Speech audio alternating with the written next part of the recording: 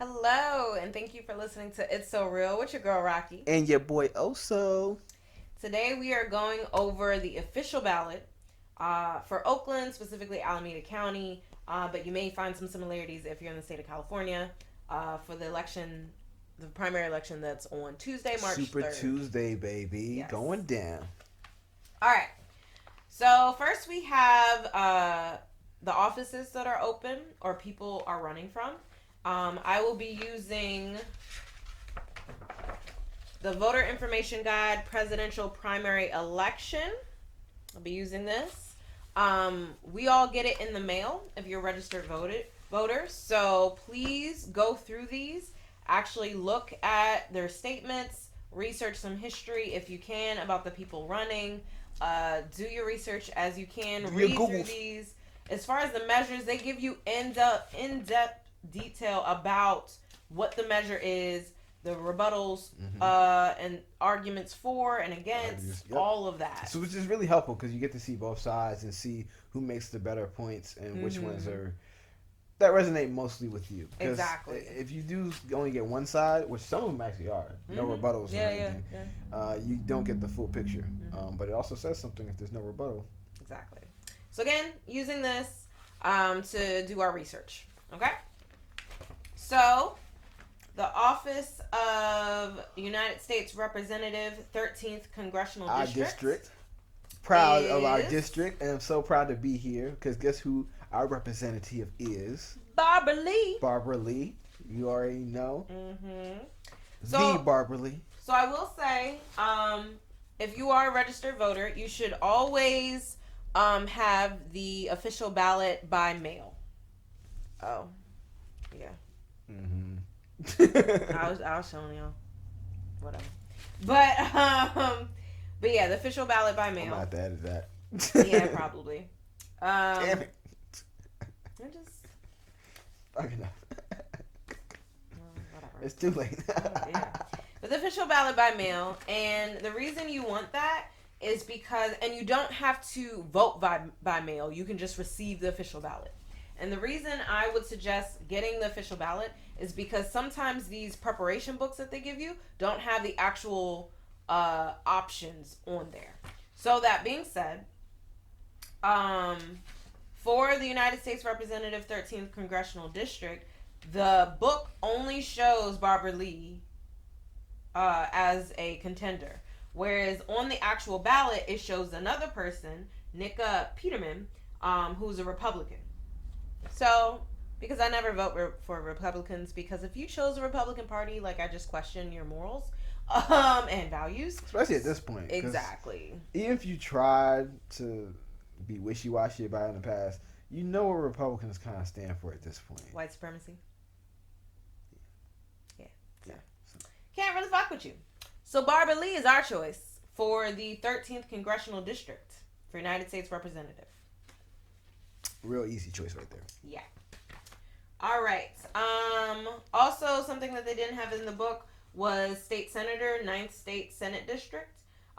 Just because there's only one person running, and that's Nancy Skinner. So, hey Skinner, you got it. Let's see. The next person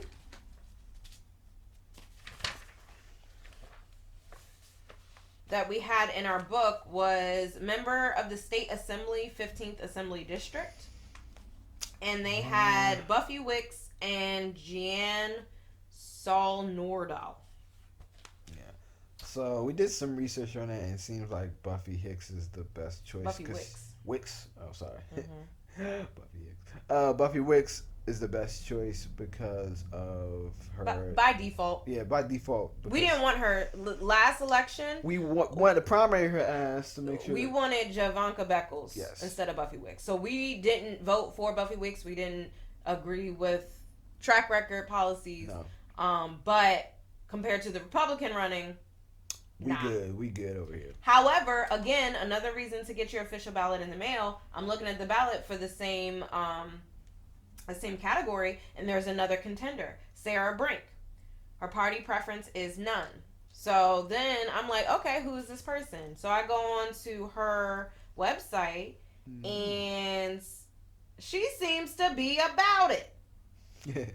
She seems to be about it. Let me see if I can read a few things.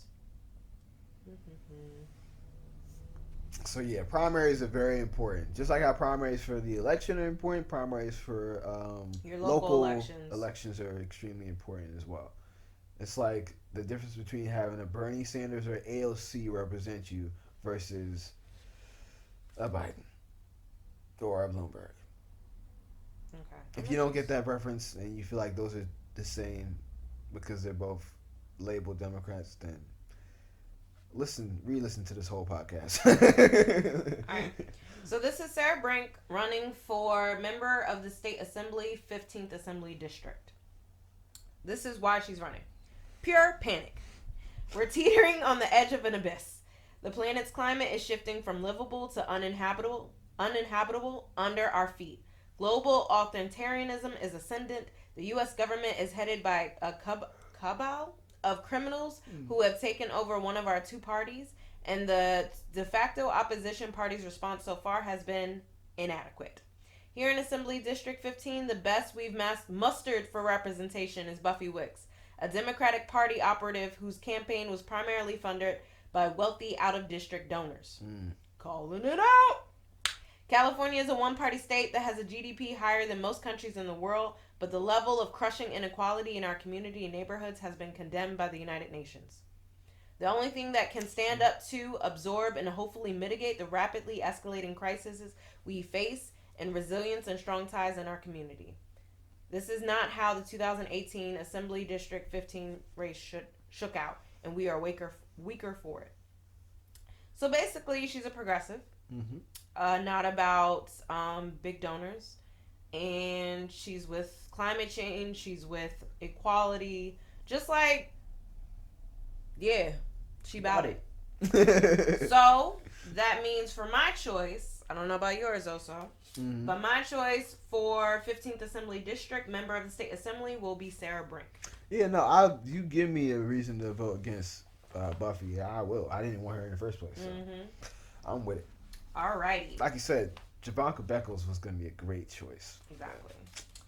Alright, next is Judicial Superior Court Judge, Office Number 2. Did we go over this one? Yes. The people running were Alina Condes and Mark Fix. Sorry about the name pronunciation. Whatever, they'd be alright. So first and foremost, in their candidate statements in the book, they both say that they are a member of the LGBTQ community. And I was really proud. I was really proud to have representation. While it is just representation, it doesn't mean they're doing anything for the actual community. Message versus the messenger. Exactly. But, again, the fact that on this thing, there was only 2 candidates and both of them were in the queer community, I was like, that's dope. That's dope that we have reached that level in humanity, in society, So first, it was just a matter of Elena having more information on her that we can find. We didn't see anything bad about Mark, but we just had more information about Elena. Yeah, that's true. Yeah. So kind of like another by default type of thing. There's a third person on the ballot. Again, get your official ballots in the mail. How you say that? Julia.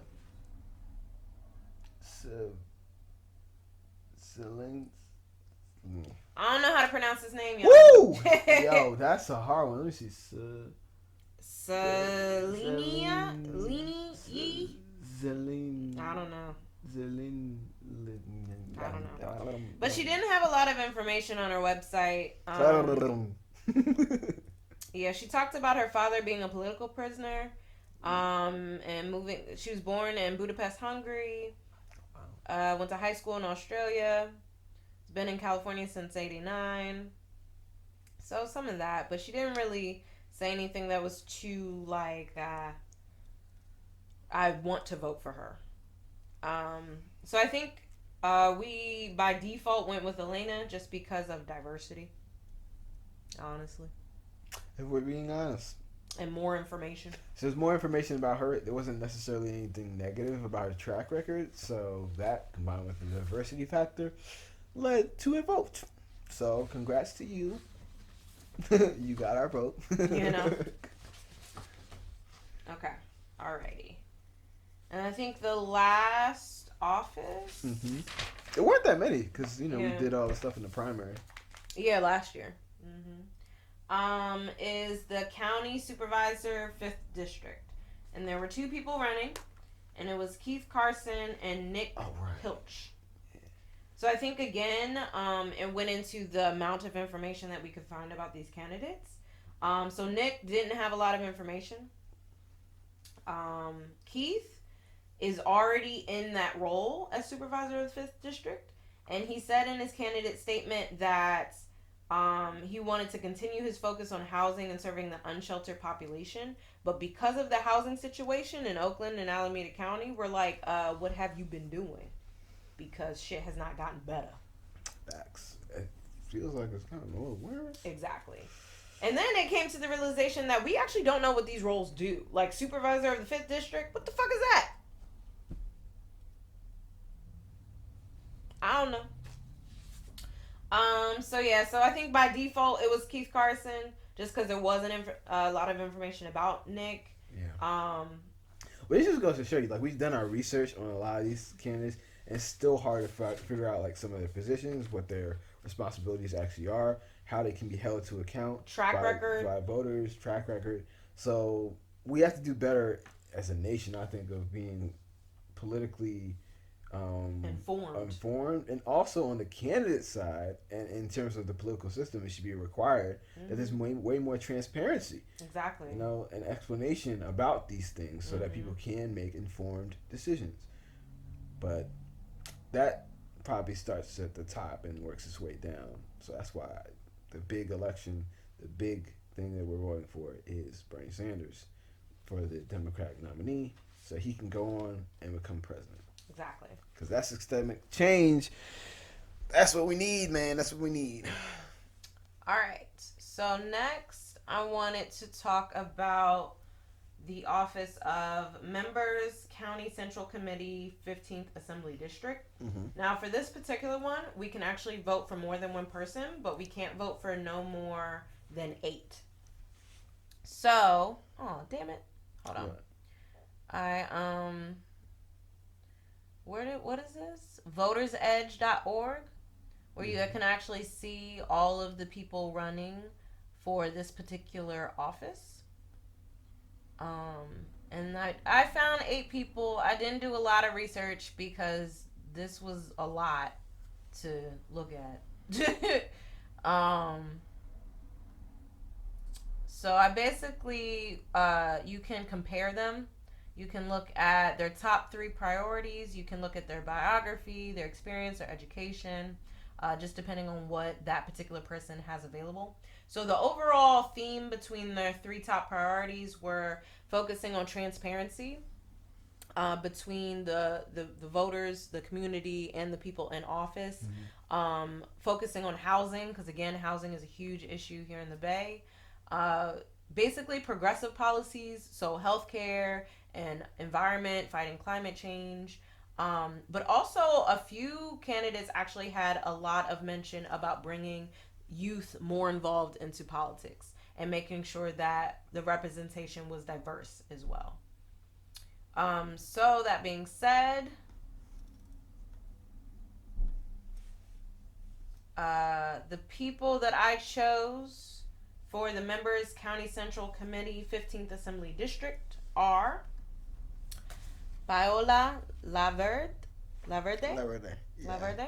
I am so sorry for butchering these names, y'all. Igor Trego. Alfred Twu. Oh, I can't be with them. Barbara Lopez. Yep, that seems right. Soli Alper. James Chang. Michael Barnett. And Andy Kelly. So again, I haven't done a lot of research into these people. I was just looking at their top 3 priorities primarily because, again, 8 people is a lot to look up. Definitely. And we've already done, research into the rest of the people running offices, and it gets tiring. So let's move to the measures. Alrighty. So the measures, would like to point out all of this different mail that we've received about the measures. It's very annoying. But basically the mail is like yes on such and such or no on such and such. Yeah. So, let's see. Measure C. We got mail saying yes. Now let's see if we actually think yes. I think we did. Alameda County Care for Kids. To improve critical early health and education for Alameda County's children by protecting local children's healthcare safety net and level 1 pediatric trauma center and increasing access to high quality affordable childcare in preschool to improve kindergarten readiness, school success, and high school graduation rates. Shall a County of Alameda ordinance enacting a 20-year 0.5% sales tax providing approximately $150 million annually with citizens' oversight and mandatory annual audits be adopted? So to that, we said yes. Specifically, they're noting that 20% of the money would be to the pediatric healthcare account, and then 80% to the childcare, preschool, and early education account. There was no argument against Measure C, because yes, we're willing to spend money to take care of our children. And a lot of different countries actually have a child-first, child-centered, education-centered value system, and that helps their country because now children are set up with the best opportunities, best resources to make sure that they can grow to their fullest potential, and that way their country can grow to the fullest potential. Makes sense, right? All right. So the next one is Measure Q. Judo. We've received this. It's a yes. Oh my gosh, yes. What you mean, oh my gosh? You want everybody to know really? We received another one for Measure Q. They can see the front of it. This one says it's deceptive. This one, a yes on Measure Q. So we received some yeses and some nos. Where's the other one? Right over there. No, I don't know. Oh, here it is. So this one is a no for Measure Q. So we're receiving both. So I would appreciate that over one or the other, so that way I know there's some discrepancy. All right. Shall a measure to provide homeless support services and programs to help homeless individuals move into shelters and housing, trash removal from parks and creeks, safe, well-maintained parks and trails, clean, accessible park restrooms, improve water quality, and park facilities repair by enacting an annual $148 parcel tax for a single-family $140 parcel tax for single-family parcels and other parcels as specified for 20 years, raising approximately $21 million annually with exemptions for low-income seniors be adopted. So I think we looked at the arguments against, and just to, because our first inclination was yes. So we were looking at arguments against just to make sure. And the argument against, and that's aligned with some of the no's that we got, the no mail that we got from Measure Q, is talking about the fact that we've already raised taxes to focus on something like this with the last primary election. So they were saying, like, where is that money gone? Like, why are we still talking about raising taxes for the same thing, but what are we doing? Changed. Yeah, like, why do we need to do this again? So that was a fair point. I would definitely concur with that. But I looked at the people that were for this argument saying that they didn't want taxes to be raised again, and they were all homeowners. Versus the people who were in favor of Measurement Q, one, the founder and CEO of Outdoor Afro, Rue Mapp, and she's a person who gets a lot of black people into nature. So the fact that this has to do a lot with parks and recreation, this measure, I was like, well, you know, she may be aware of what's going on out there than I am. I don't hike that often or anything. There was also the co-founder of Oakland Tenants Union, James Van, um, and then some other League of Women Voters. There's some other, the Sierra Club, like there's some other ones that I would just trust to know more about the environment versus these homeowners who don't want to pay more to take care of it. So with Measure Q, we said yes. All right. Measure R. Measure R, we didn't receive any mail for. Shall a measure amending Oakland City Charter to eliminate obsolete requirements for designation of the city Oakland's official newspaper and authorizing the city council to establish procedures by ordinance to designate the city of Oakland's official newspaper or newspapers be adopted. The fuck? I guess, yeah. What the fuck did that just say? So, one thing about these measures, about all of this political shit, is they try to make it confusing as hell. They don't want you to be informed. They don't want you to be educated about it. So you really have to do some grunt work to get through this shit, if you want to benefit your life. I know. Alright, so we said yes because it seemed like the newspaper wanted to be able to keep up with the times and make changes and not be forced to follow requirements that was set in a time that aren't really used anymore. So we said yes. All right. Let's see. Last measure is S. Shall the measure increasing the appropriations limit under Article XIIIB of the California Constitution, which limits city expenditures of tax proceeds, to allow the city of Oakland to continue to expend revenues from taxes previously approved by Oakland voters for emergency medical services, paramedic services, library services, public safety and violence prevention services, homeless services, and other lawful governmental purposes without increasing or imposing new taxes be adopted. So that sounded really good, right? So then again, we're looking at the arguments. No argument in favor was submitted, but there is an argument against it. And basically, again, we voted for something like this last primary election. What has been done with that money? And they're asking to continue to expend revenues from taxes. And it sounds like they're not going to increase anything, but they used very tricky language in this. And we're like, use the money you already have to fund that. There's money there, fund it. So we said no. No on Measure S. Is that it? For the measures, yes. Now we have the proposition. Luckily, there's only one proposition. So Proposition 13 authorizes bonds for facility repair, construction, and modernization of public preschools, K-12 schools, community colleges, and universities. Legislative statute. So it authorizes $15 billion in state general obligation bonds for construction and modernization of public education facilities. The fiscal impact is the increased state cost to repay bonds, estimated about $740 million per year, including interest over the next 35 years.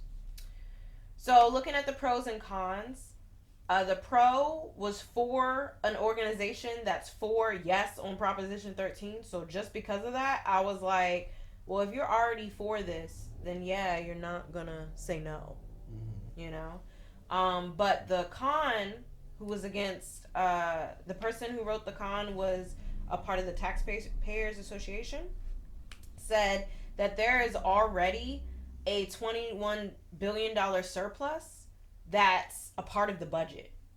So they should be using that budget to make construction and modernization for public preschool and K-12 schools, community college, and universities. So they're saying, again, money's already there. Stop asking for more. Use what you got. Because we don't see that you're using what you have. So I think I said no to Proposition 13 because of that. So sometimes we're okay with taxes being raised because sometimes the money hasn't shown to be there. However, sometimes the money is there, especially when we just voted for it, and you're asking for more. What have you done? Yeah. So it's not about like wasting money. It's about having the money go to where it's needed and have it be allocated accordingly rather than it being spent or used in some other way that it wasn't intended for. So that's what it's about. All right, and that is it for the official ballot and all of our choices. Vote. See you on Super Tuesday. Do not forget to vote. Bring a friend, tell a friend to bring a friend, and all y'all go to the polls.